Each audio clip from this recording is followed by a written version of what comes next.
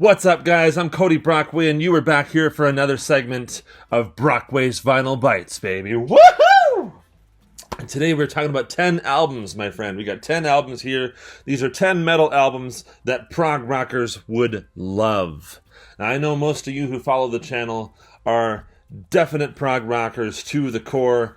And some of you probably love metal too. If you've been following the channel for any length of time, you know that I'm a huge fan of hard rock and metal and progressive rock and classic rock and all that. And so I've pulled a couple of metal records here. Some of these are considered prog metal.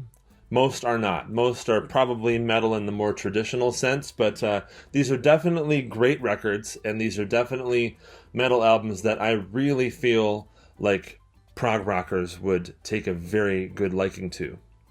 So, number 10, we're talking about Avenged Sevenfold. Yes, especially if you're a Dream Theater fan, you know that Mike Portnoy plays on this, and the songs are just awesome. You know, you got Nightmare, Welcome to the Family, you got So Far Away, Fiction, really great writing. Of course, this was actually dedicated to their drummer who had passed away, actually, the Rev.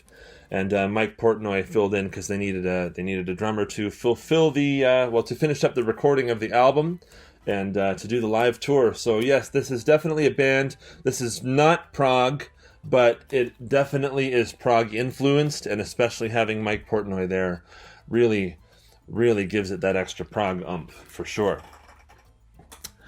Number 9. Number 9. So that was number 10. Number 9, we got Mike Portnoy in Dream Theater.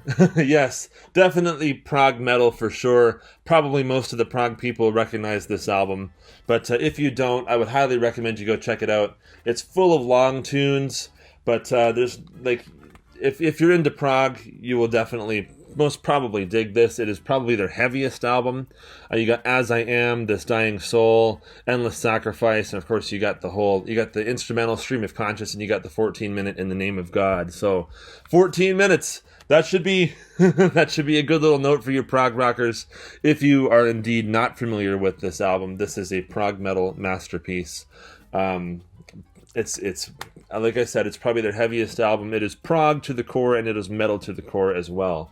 Dream Theater from 2003. This is Train of Thought, one of my favorite albums.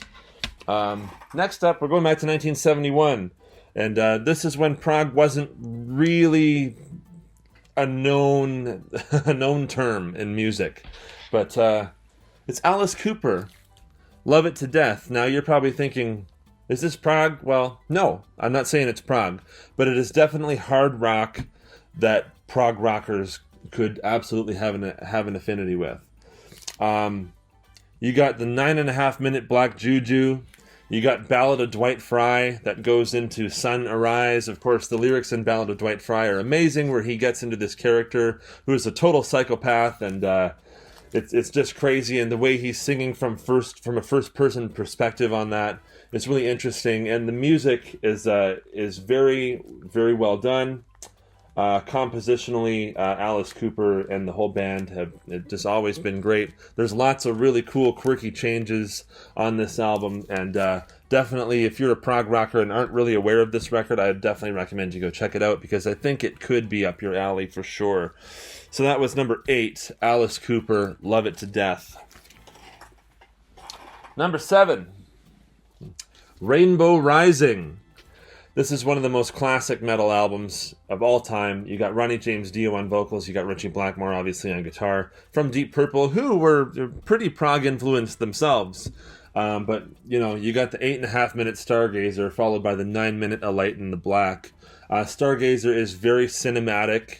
The lyrics are very conceptual. It tells a story. It paints a picture. It is dark, but it is beautiful. It is all those things that, there's so much to it, and there's so much going on. There's lots of changes, and the way it builds and it builds and it builds and evolves, and then it concludes at the end. The way it just it just blows up on you. But it in a sense it keeps building. Then, like, the conclusion at the end with Ronnie singing, "We're going home, we're going home."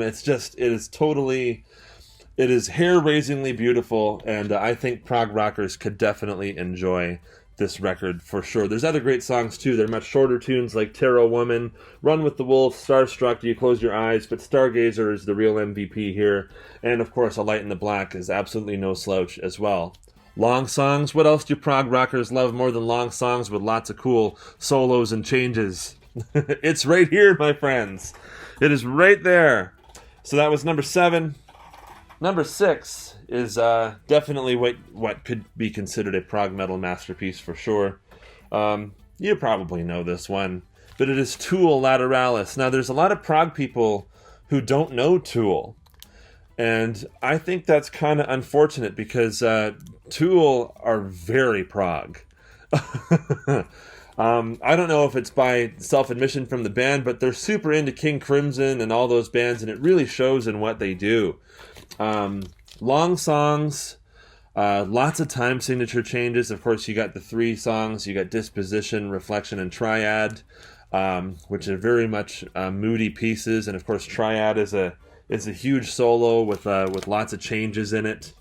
And of course, The Grudge and Schism. I think Schism is 6.5 minutes, and it's got like 100 time changes in it.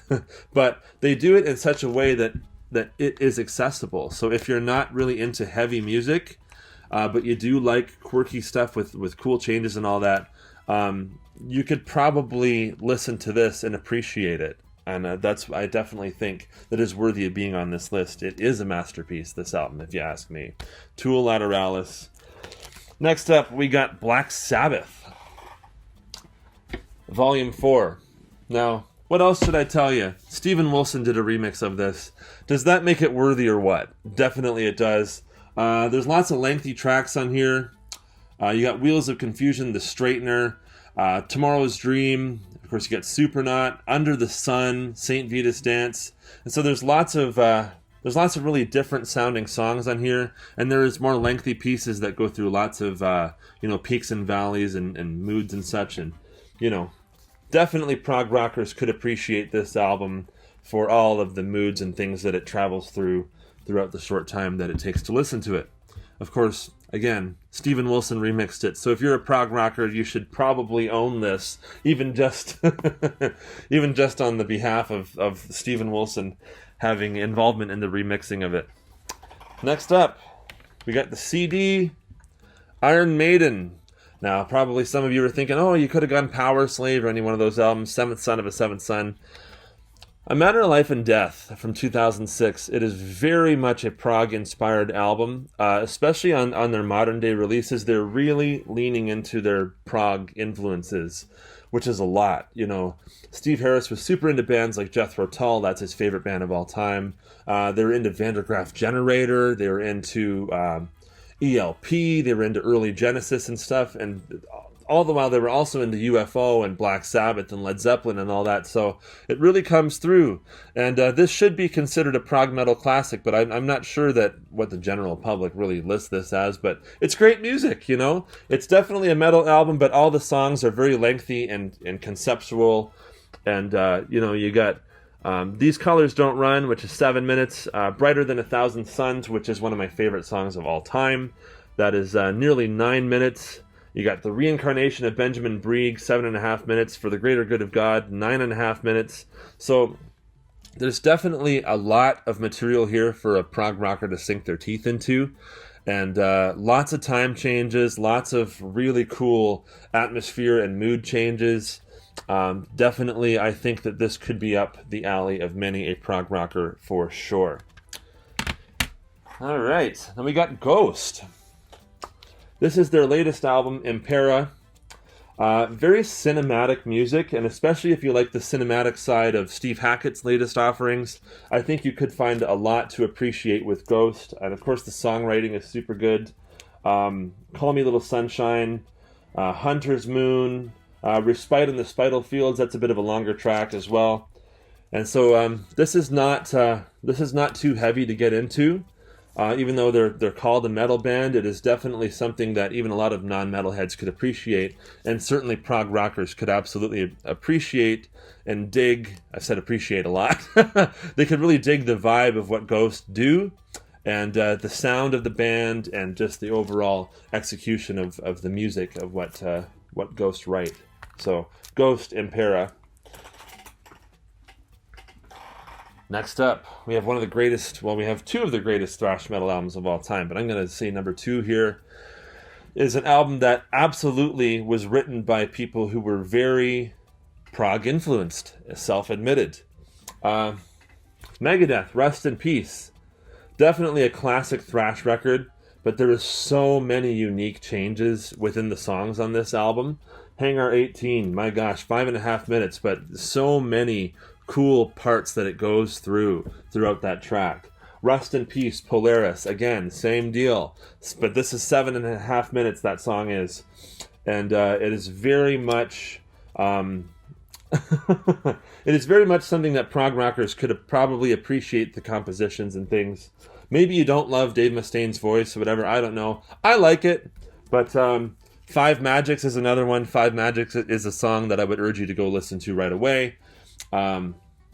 Of course, Dave Mustaine, obviously he was into bands like Kiss and Zeppelin and UFO and all that, but he was also into Emerson, Lake and Palmer too. And I read his book, and I remember a part of him talking about where he was hearing bands like ELP and stuff on the radio, and so that definitely affected his subconscious when it came to writing and composing later on in his life, for sure. So Megadeth, Rest in Peace, absolutely worthy of your time. There's definitely a lot of prog influence. No, it is not a prog album. I'm not saying that, but there's definitely compositional influence in the songs from prog rock. And I definitely feel like even if you're not into metal, you could probably appreciate the compositions and writing of this album. And that leaves number 1. Number 1. Now, this wasn't intended to be a prog metal album, but it did kind of turn out to be that way. From arguably the most known metal band of all time, it's Metallica and Justice for All. Yes, I know there's an issue where you can't hear the bass and stuff on this. I know. But again, the songs and the compositions and the lyrical concepts and things like that, and Justice for All. Justice for All, Eye of the Beholder, One, The Shortest Straw, Harvester of Sorrow. All the songs tell stories in their own right, and all the songs have really intricate and just really cool changes in all the songs, and they're all lengthy tunes. The title track is actually nearly 10 minutes. It's 9 minutes 44 seconds. One is 7 minutes 24. To Live Is to Die is an instrumental track. So Prog Rockers, I know you like that. That's 9 minutes and 48 seconds. Dyer's Eve, 5 minutes 12 seconds. Frayed Ends of Sanity, 7 minutes 40 seconds.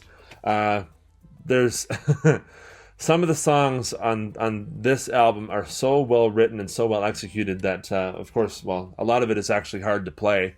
And there's just so many cool compositional twists and turns within the songs here. I mean, gosh, and Justice for All, the song, takes you around the world and back in 9 minutes. So I definitely recommend this if you are a prog rocker, but don't really know much about metal. This is definitely worthy of a listen. You've probably heard this already anyway. It's a mega album, but it is definitely a metal album that I do feel like prog rockers of all kinds could appreciate. Well, happy listening, my friends. Thank you so much for watching another segment of Brockway's Vinyl Bites. Of course, don't forget to tune in to us every Saturday at 12 noon Eastern, because we've always got some cool live streams happening with myself and the gang, the Brockway's Vinyl Bites gang. And I repeat, that is every Saturday at 12 noon Eastern. Of course, that is 9 a.m. if you're on the Pacific. And I don't know, there's other time zones. You're going to have to figure it out. I've done my best. I'm not the best mathematician, dude, although I can figure out all the time changes on this album and all these other albums, because I'm a drummer and I have to, but the time changes on this album alone are legendary. All these albums are super great, and if you haven't heard any of them and you're interested, I hope you dig them. And thank you so much for watching, and we'll see you next time right here on Brockway's Vinyl Bites. And don't forget to rock on, yeah.